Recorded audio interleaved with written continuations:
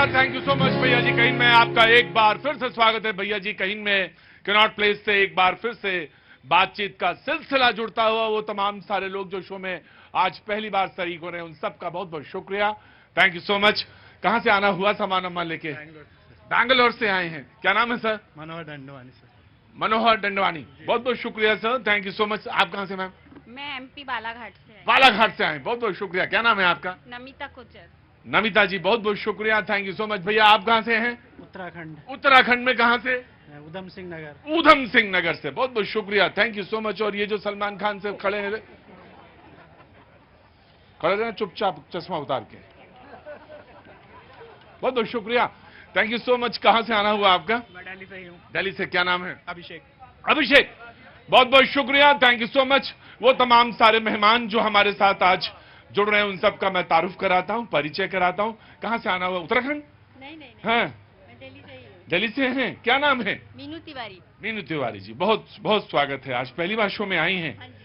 बहुत अच्छा आनंद लीजिए शो का, और जब तक मन लगे, बहुत ऐसे गर्मी है, बहुत सारा पसीना बहेगा, लेकिन ठीक है, वो मजबूरी है, मैं कुछ नहीं कर सकता। थोड़ा इको कम करेंगे भैया। कहां से आना हुआ आपका? मैं राजस्थान से। राजस्थान में कहां से? नागौर डिस्ट्रिक्ट से। नागौर डिस्ट्रिक्ट से।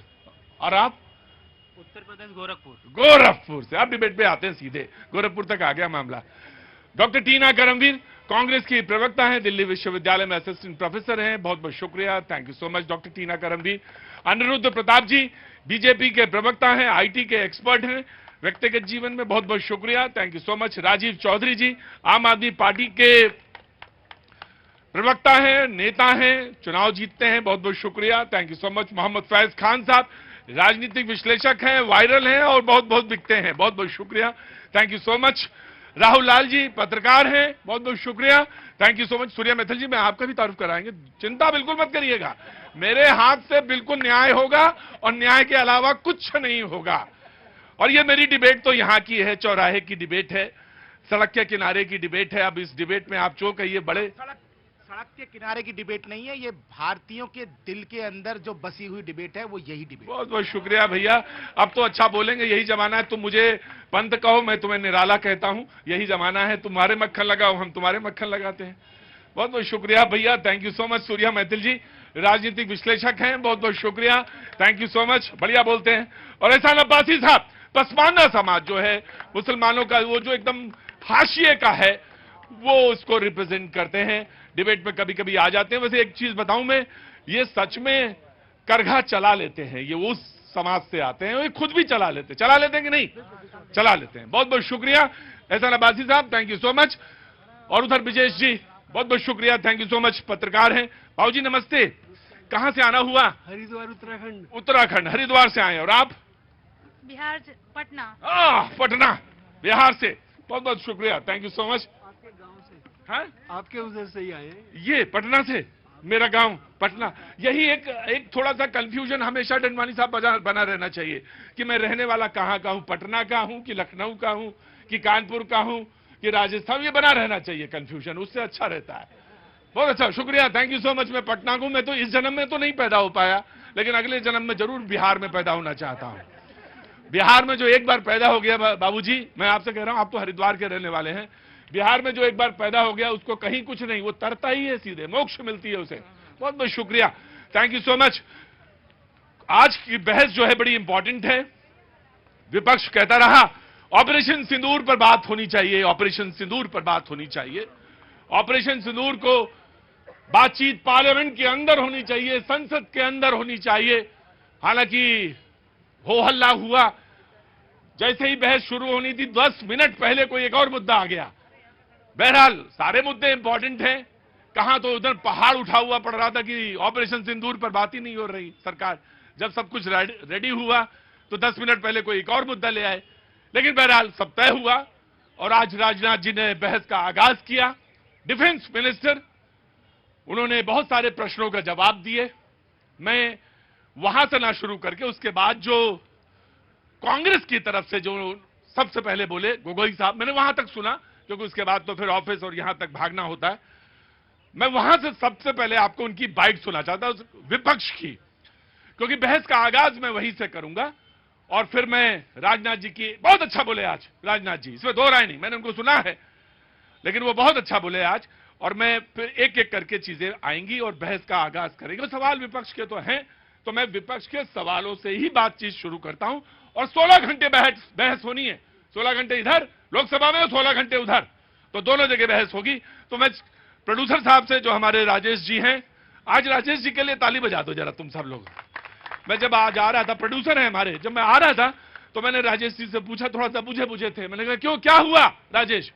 बोले नहीं सर सब ठीक है। जब आदमी कहे सब ठीक है तो समझ लो कुछ बुझा हुआ है। मैंने कहा क्या हुआ? बोले नहीं सब ठीक है। अरे हमने कहा बताओ तो। बोले बस वो सब महीने का आखिर आ गया है। तो मैंने कहा सब ठीक होगा, परेशान मत हो, बाइट मेरे जो कैमरा मैन है वो हंसने लगे। मैंने कहा ना ना ना ना, तुम बिल्कुल ठीक रहो। तो आज जो बाइट उन्होंने निकाली है, सबसे पहले अपोजिशन की, वहां से आगाज करते हैं और उसके बाद बहस में आप सारे लोग जुड़िए, जो बैंगलोर से हैं, उत्तराखंड से हैं, बालाघाट से हैं, और उधर हरिद्वार से हैं, पटना से हैं, बहुत दूर से हैं। वो तो 4 दिन लगते हैं पहुंचने में सुल्तानपुर। ऐसा बता रहे हो सुल्तानपुर तो छलांग लगा सुल्तानपुर पहुंच जाएंगे जी। सबसे पहले बाइट गोगोई साहब की। हम आदरणीय प्रधानमंत्री मोदी जी से जानना चाहते थे, अगर पाकिस्तान वाकई में अपने घुटने टिकने के लिए तैयार था तो आपने क्यों रुका, आप क्यों रुके और किसके सामने आप झुके, किसके सामने आपने सरेंडर किया, किसके सामने आपने सरेंडर किया?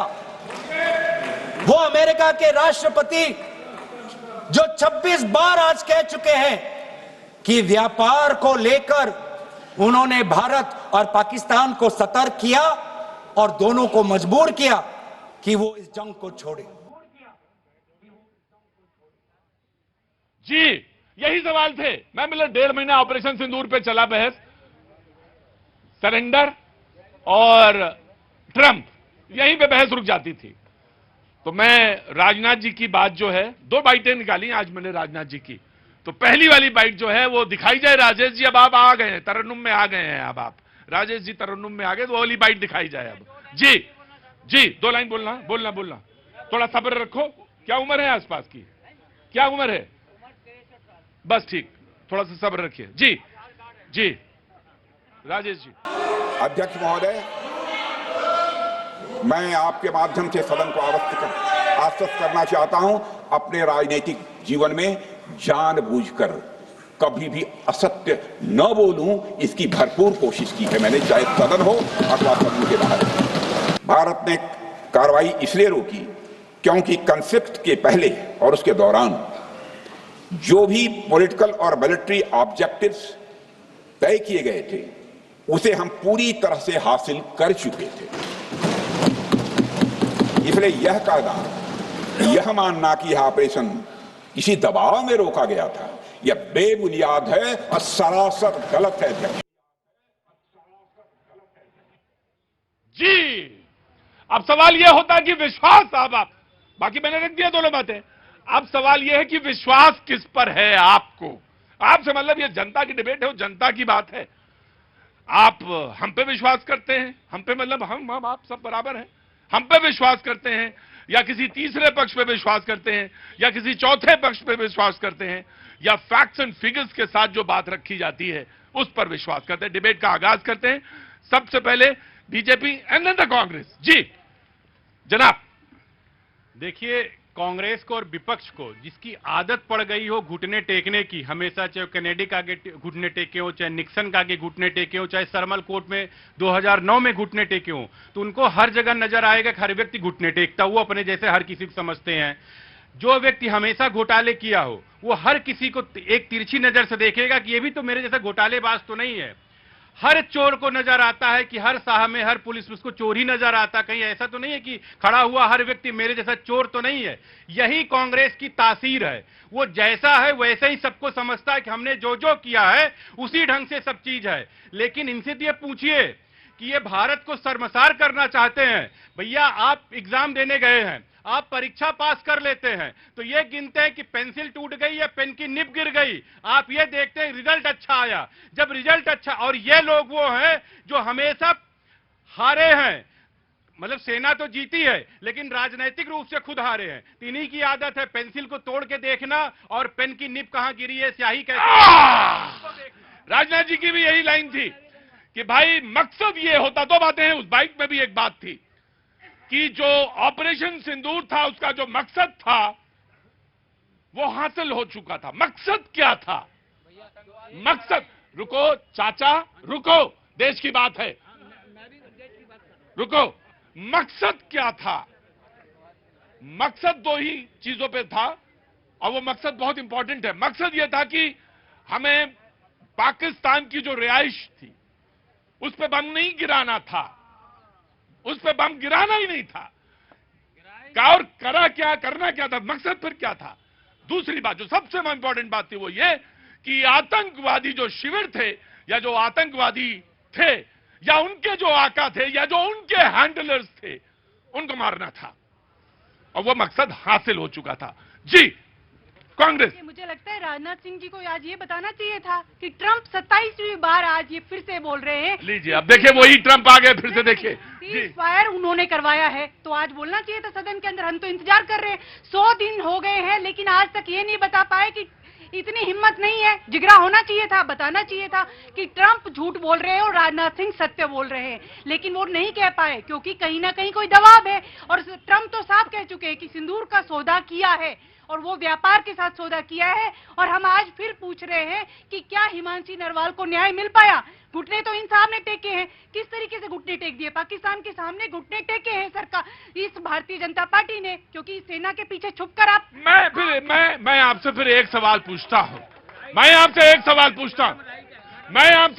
पूछता हूं फिर कि जब आप कहते हैं कि जनरल देश का जो राजनीतिक जो एग्जीक्यूटिव पावर है जहां पे घुटने टेके हैं तो फिर भारतीय सेना ने भी घुटने टेके हैं। आप यही तो कह रही हैं कि भारतीय सेना ने घुटने टेके हैं, नहीं तो फिर ये दोनों चीजें कैसे हो सकती हैं? जी वेरी क्विक, मैं आप ही के पास आऊंगा, वेरी क्विक। जी बाबूजी, देश में इनको कोई दिखता ही नहीं है, सिर्फ ट्रंप जी देखते हैं कि घुटने टेक दिए। देश में क्या कोई और व्यक्ति आपको दिखता ही नहीं है? जो विदेश की तारीफ कर करके आपने बदनाम कर दिया भारत को। आज भारत के पासपोर्ट की इतनी वैल्यू है कि लोग सैल्यूट मारते हैं। हिंदुस्तान में आपको कुछ दिखता ही नहीं है। एक भी व्यक्ति ऐसा नहीं है कि आप विदेशियों की वो करते हो तारीफ। Right, taking your point. जी मैं ये पासपोर्ट की वैल्यू गिरी है, मैं इनको बता दूं। और ये भूले नहीं है कि जिस तरीके से अमेरिका से भारतीय नागरिकों को बेड़ियों में बांध के भेजा था, जंजीरों में लपेट के भेजा था, सबने देखा है। लेकिन आज सत्र था, आज मोदी जी सत्र में क्यों नहीं थे? हम तो मोदी जी से जानना चाहते थे ना। Right, very quick. इन्होंने भारत के पासपोर्ट को कांग्रेस से तुलना कर दिया, जैसे कांग्रेस का सेंसेक्स गिरता चला जा रहा है, ये अपने भारत के पासपोर्ट को उससे तुलना कर रहे हैं। Thank you. देखिए मेरा ये मानना है कि आपका पक्ष कुछ भी हो, लेकिन जो आंकड़े भारत सरकार ने जारी किए उसको सबको मानना पड़ेगा। और अभी भारत सरकार ने ये जारी किया था और ये रिपोर्ट अंतर्राष्ट्रीय पटलों पर भी आई है कि भारत के जो पासपोर्ट की वैल्यू है वो कुछ समय में नीचे आई। इसको स्वीकार करना चाहिए और सुधार की तरफ बढ़ना चाहिए। देखिए जब भी ऑपरेशन सिंदूर और पहलगाम वाली घटना का जब भी जिक्र आएगा तो उसमें दो चीजें सबके दिमाग में सबसे पहले उभर कर आएंगी। एक, भारतीय सेना का शौर्य, जिस शौर्य के साथ भारतीय सेना ने जो आतंकवादी थे जो पाकिस्तान से भेजे गए थे उनको और पाकिस्तानी सेना को जिस तरीके से मुंहतोड़ जवाब दिया था। और दूसरा सवाल जो आएगा वो ये आएगा कि क्या ऐसी मजबूरी थी कि जब हमारी सेना जो है वो जीत की ओर अग्रसर थी, हर तरफ हमारी सेना की जय जयकार हो रही थी। और हम पहले भी, आपने जो कहा कि मकसद जो था वो पहलगाम से पहले कुछ और बताया जा रहा था कि हम जो है पीओके पर कब्जा करेंगे, लेकिन जब ऑपरेशन पूरा हो गया तो उसके बाद मकसद बदल दिया गया कि हमारा मकसद सिर्फ इतना था। जब आप ये कह रहे हैं, अमित शाह जी ने संसद में खड़े होकर कहा और आपने कहा कि हमने 3 सीटें जो हैं जम्मू कश्मीर विधानसभा। राइट, बाकी एक्सप्लेनेशन है, ऑपरेटिव पोर्शन मैंने लिया। आपने कहा कि भारतीय सेना का शौर्य जो था सबसे ऊपर था, तो आप अपने ही बयान को कॉन्ट्रडिक्ट करते हैं। एक तरफ तो कह रहे हैं भारतीय सेना ने अदम्य शौर्य दिखाया, भारतीय सेना ने दांत खट्टे कर दिए पाकिस्तान के, और दूसरी तरफ कहते हैं कि पीओके। क्या कोई ऑफिशियल स्टेटमेंट, सर कोई ऑफिशियल स्टेटमेंट दिखाइए ड्यूरिंग द पीरियड ऑफ सिंदूर जिसमें यह कहा गया हो कि हमारा मकसद पीओके लेना हो। आप मुझे दिखाइए, देखिए या तो आप इधर मत जाइए या उधर मत, मुझे बताइए पीओके के लिए कोई official statement from the DGMO या कोई पैरामीटर सेट किया गया था कि मुझे यहां तक जाना है? जी प्रतीक भाई, देखिए ये आपको समझना पड़ेगा कि जो भारतीय जो सेना है वो अपने आप में जब एक सेना है उसको एक राजनीति में जो हमारे जो प्रधानमंत्री हैं, जो राष्ट्रपति हैं, उनके अंडर आती है और उनकी तरफ से आदेश निर्देश दिए जाते हैं जिस पर कि राइट। जब आप ये कहते हैं कि जब आप, मैं वहीं आऊंगा, आपके एक एक सेंटेंस को बहुत बहुत इंपॉर्टेंट है। आप हमारी नेशनल पार्टी हैं, अपोजिशन में हैं, तो मैं आपसे पूछूंगा कि वहीं से सारे डिसीजन आते हैं। तो फिर जब आप ये कहते हैं कि घुटने टेक दिए, तो सेना ने भी घुटने टेक दिए। टेक्निकली तो यही कह रहे हैं आप इतनी देर से। मुझे समझा दीजिए, अगर या तो कोई ये समझा दे, या तो ये कहिए कि भारतीय सैनिक ने घुटने टेक दिया, उसके बाद मैं बात करता हूं आपसे। पुलिस जो है राज्य सरकार के अंडर आती है। सर वो सब मुझे मालूम है।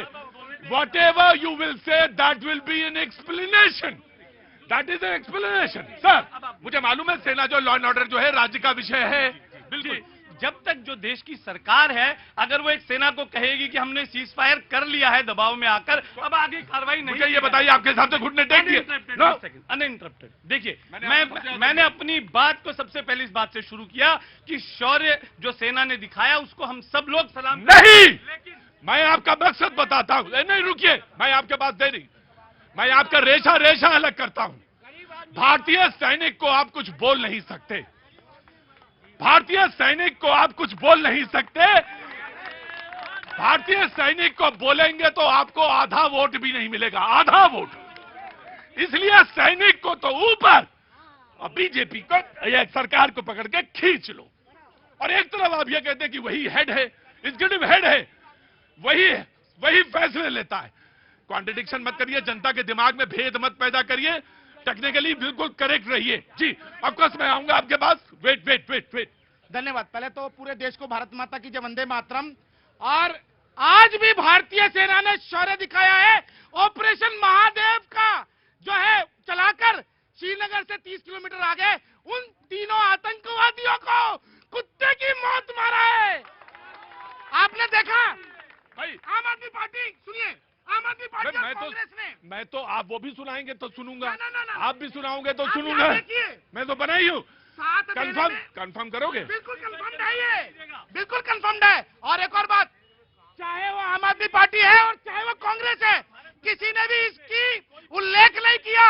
और राहुल गांधी जी ने जैसे ही ये उनके पास न्यूज आई वो ताली बजाना छोड़ दिए। वो ये स्थिति है। गौरव गोगोई पूछ रहे हैं सदन में खड़े होके, बताइए कितने राफेल जो है वो मारे गए, गिरे गए। अरे शर्म करो, सेना के शौर्य पे तुम लोग प्रश्न उठा रहे हो, उनको साधुवाद देने के लिए आप लोग ताली नहीं बजा सकते। एक मिनट। सवाल ये है कि कितने राफेल गिरे। मैं आऊंगा बालाघाट से आए, क्या नाम है? क्रांति जी, एक मिनट रुकिए, मैं आपको एक बाइट। चाचा पहले नशा कम करके आया करो। मैं आता हूं, बिल्कुल आता हूं। मुझे लगता है कि डिबेट के तीसरी बाइट जो है राजनाथ जी की, कितने गिरे ये जानना था। कितने गिरे ये बताओ, हमारे कितने गिर गए और उनके कितने गिरे नहीं। तो वो पहले चाहता हूं राजेश जी बिल्कुल जरा वो बाइट चलाइए, उसके बाद फिर पीछे हटिए जरा, वो देखिए उधर क्या है। ऑडियो तेज करना भाई। गुप्ता जी आप। महोदय, कभी कभी हमारे प्रतिपक्ष के लोग ये पूछते रहे हैं कि हमारे कितने विमान गिरे। उन्होंने एक बार भी हमसे यह नहीं पूछा कि हमारी सेनाओं ने दुश्मन के कितने विमान मारे गिराए। उनका प्रश्न यह होना चाहिए, क्या भारत ने आतंकवादी ठिकानों को तबाह किया? तो उसका उत्तर है हाँ। आपको प्रश्न पूछना है तो यह प्रश्न पूछिए, क्या ऑपरेशन सिंदूर सफल रहा? तो उसका उत्तर है हाँ। आपको प्रश्न पूछना है तो यह प्रश्न पूछिए कि जिन आतंकियों ने हमारी बहनों, हमारी बेटियों का सिंदूर मिटाया, क्या हमारी सेनाओं ने ऑपरेशन सिंदूर में उन आतंकियों के आकाओं को मिटाया? तो इसका उत्तर है हाँ। आपको प्रश्न पूछना है तो यह पूछिए कि इस ऑपरेशन में क्या हमारे जाबाज सैनिकों को कोई क्षति हुई है, तो उसका उत्तर है नहीं।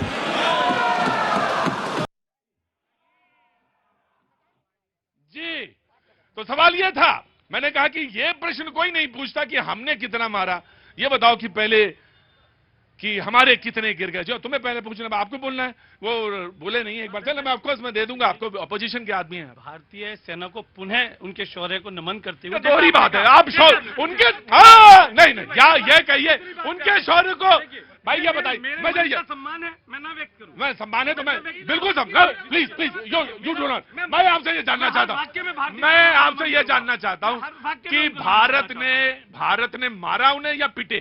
देखिए, हमको जो बताया गया, जिस तरीके से टीवी पे आई, भारतीय सेना ने बहुत शानदार तरीके से पाकिस्तान के अंदर घुसकर उनके जितने भी सैन्य ठिकाने और आतंकवादी ठिकाने थे उन पर जबरदस्त गोलाबारी करके उनको नेस्तनाबूद किया। राइट, ठीक, कोई शक नहीं। मैं of course I will take account of everything and this is very important, we have to take account. जी मैं दे देता हूं, उसके बाद देखिए, राजनाथ सिंह जी ने और उनका एक बयान जो हमने सुना, थोड़ा पीछे हो जाएंगे तो अच्छा लगता है क्योंकि पीछे वाले देख नहीं पाते। जी हाँ, मैं कह रहा हूँ राजनाथ सिंह जी का एक बयान था कि भाई जब विद्यार्थी परीक्षा देता है तो परीक्षा का परिणाम महत्वपूर्ण होता है। परीक्षा देते हुए उसकी पेंसिल टूटी, कलम टूटी, ये महत्वपूर्ण नहीं है।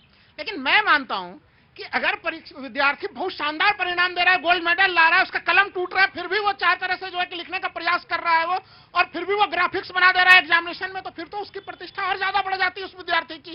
तो वैसे स्थिति में अगर भारतीय सेना को नुकसान हुआ भी और फिर भी पाकिस्तान के परखच्चे, भाई इन्होंने सुन लीजिए, अगर इसमें विपक्ष इसमें सुन लीजिए, विपक्ष इसमें सवाल पूछे सुन लीजिए।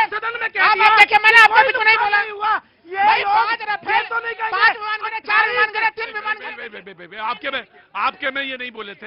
मैं कह रहा हूँ कि भाई लड़ाई में युद्ध में नुकसान होता है, सामानों का नुकसान हो सकता है। मैं कहाँ चले गए? बालाघाट में आया, मैं आ रहा हूँ, आप ही के पास आऊंगा।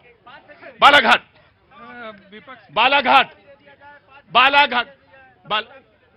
देश का इतना बड़ा विपक्ष गिरने की बात कर रहा है, ये बड़े शर्म की बात है। भाई सुनो, बालाघाट सुनो, কোথায় দিকে এসেছেন তুমি? আপনি কোথায় দিকে এসেছেন? কোথায় দিকে? 5 मिनट भी दे আমি दो, इनको देश भी दे दो। আমি জিজ্ঞেস করছি, আমি জিজ্ঞেস করছি তুমি কোথায় দিকে এসেছো? তুমি हिंदी बोलिए, ये भारत है। আমি জিজ্ঞেস করছি আপনি কোথায় দিকে এসেছেন? भारत है। हाँ जी, ये भारत है, ये दिल्ली है, देश की राजधानी है, हिंदी में बोलिए। अच्छा, अगर मैं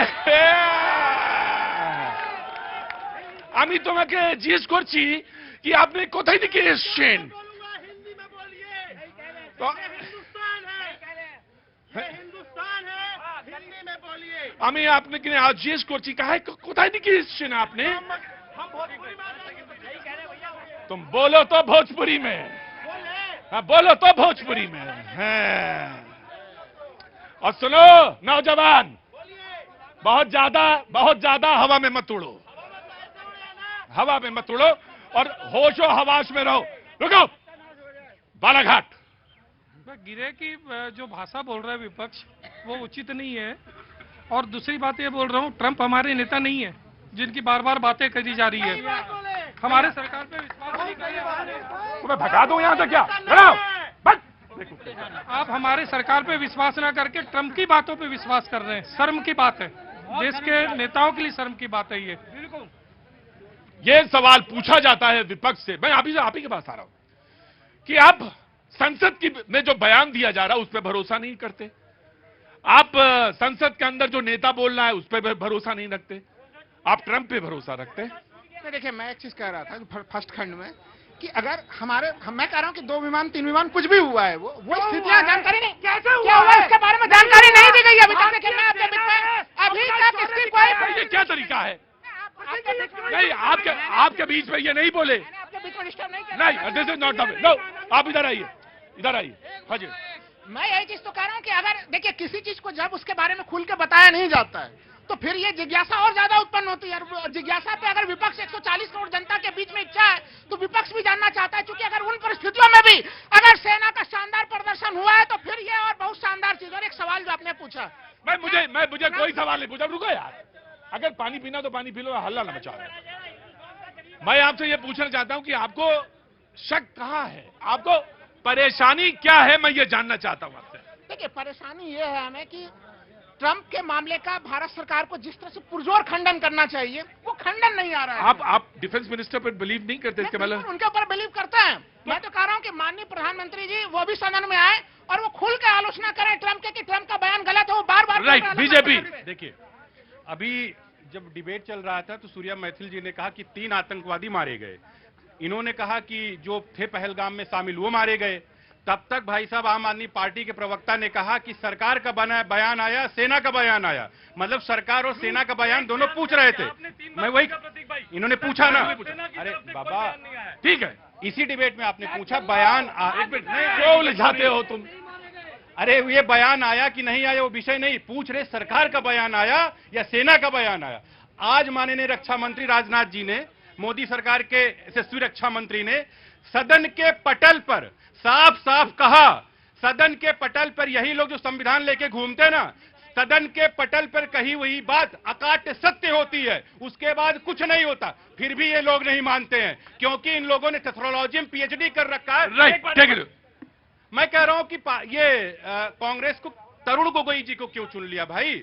क्योंकि हमारी पार्टी के चीफ मिनिस्टर साहब हैं हेमंत बिस्व शर्मा जी, जो कि संवैधानिक पद पे हैं। उन्होंने तरुण गोगोई जी के बड़ा आरोप लगाया कि पाकिस्तान के साथ कैसे रिश्ते, वो तो कह ससुराल वाला रिश्ता। नहीं, वो पसंद नहीं। ठीक है, मैंने सुन लिया। इस तरीके से अभी खंडन करे ना। नहीं, 2 महीने पहले इन्होंने कहा स्केच जारी किया 3 आतंकवादियों का, बाद में सरकार ने खंडन कर दिया कि स्केच जो है हमने गलत जारी कर दिया, और तरुण गोगोई नाम है उनका। तो आप जो गलती करते हैं उस पर भी ध्यान रखिए। लेकिन मैं फिर ये कहना चाहती हूँ कि सदन में आज मोदी जी को उपस्थित होना चाहिए था और हमें इंतजार था कि सही जवाब दे।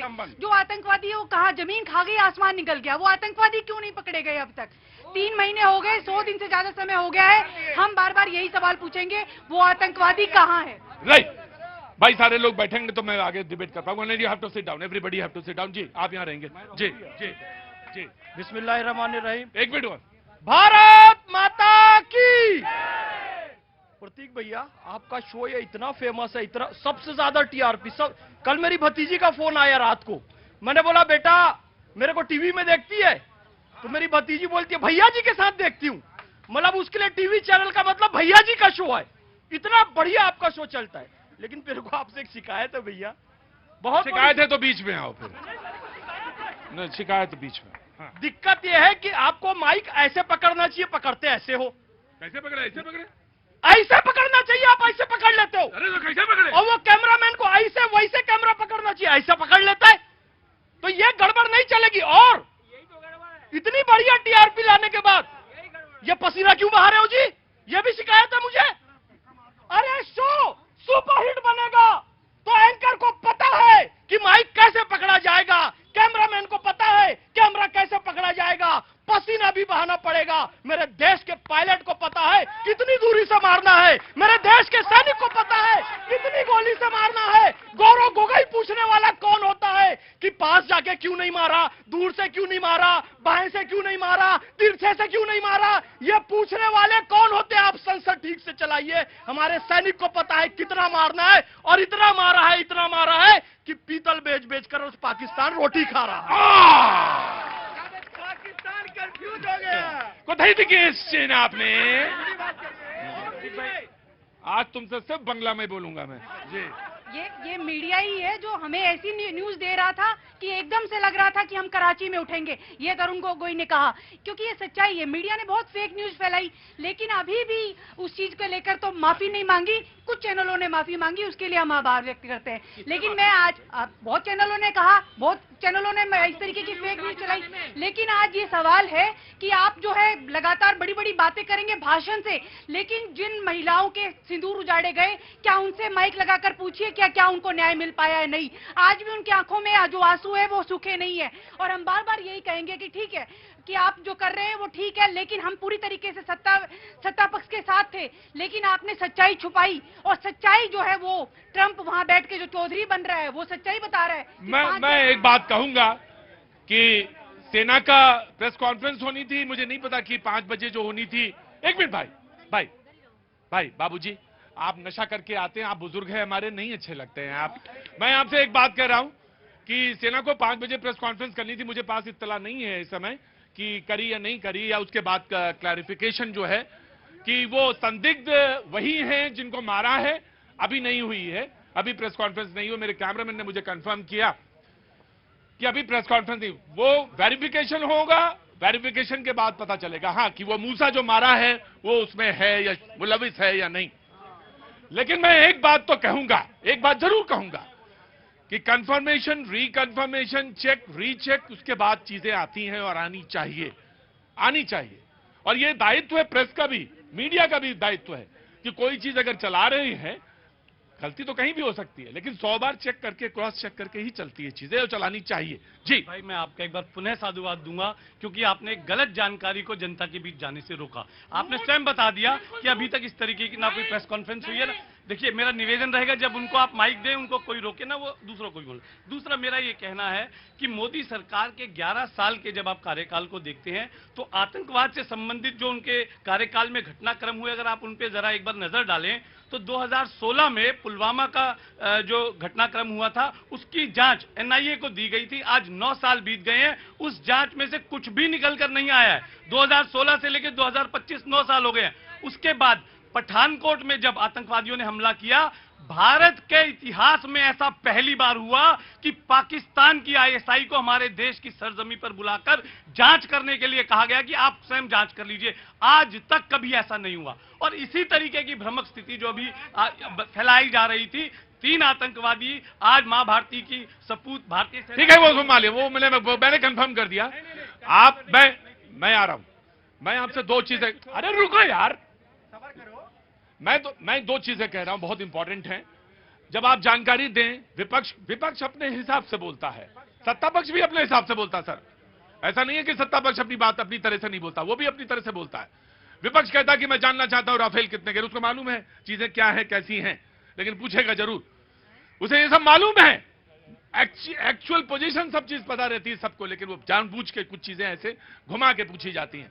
जब ये कहते हैं कि वहां पे फला जगह पे ऐसा हुआ, उसके बाद ये ना तो सर्जिकल स्ट्राइक की बात करते हैं। मैं आपसे एक बात जानना चाहता हूं, मुंबई का हमला हुआ, उसके बाद आपने क्या किया था? देखिए, उसके लिए कांग्रेस से सवाल पूछे जाने चाहिए। बिल्कुल सही कहा आपने, यही तो बात बिल्कुल पूछा जाना चाहिए। वो क्या किया एकदम बताना चाहिए। हम तो ये कह रहे थे आपके साथ है, हम सेना के सैनिकों के साथ हैं, लेकिन ये बताइए कि घुटने क्यों टेके थे आपने? ये है 172 लोग, 172 172 है, बिरयानी खिला रहे थे बैठा के, 172 है, और बिरयानी खिला रहे थे बैठा के। मैं आपसे पूछूं और रुकिए, मैं आपसे पूछूं, अब रुकिए, मैं आपसे पूछूं, 172 लोग मरे थे, शहीद हुए, उसके बाद कितने मुल्क थे जिन्होंने आपके साथ खड़े होकर दस्तखत किए और कहा कि ये जो हुआ ये बहुत खराब हुआ? बिल्कुल, आपने साथ ही साथ ये भी एक उसमें आप जानकारी जोड़ दीजिए, जब जो 1900 जो मुंबई का जब हमला हुआ, जब उस समय जो एक ही पूरे देश में मुख्यमंत्री थे जिन्होंने ताज होटल के बाहर खड़े होकर उस समय पर सवाल किए थे और प्रेस कॉन्फ्रेंस की, मालूम है, ये वो लोग हैं जिनके घर में जो मंत्री रहते हुए, जिनके घर में लोग राशन कार्ड बनाने जाते हैं, उनके साथ ये लोग घृणित काम करते हैं। ये नैतिकता का चेहरा और आईना लेके आएंगे।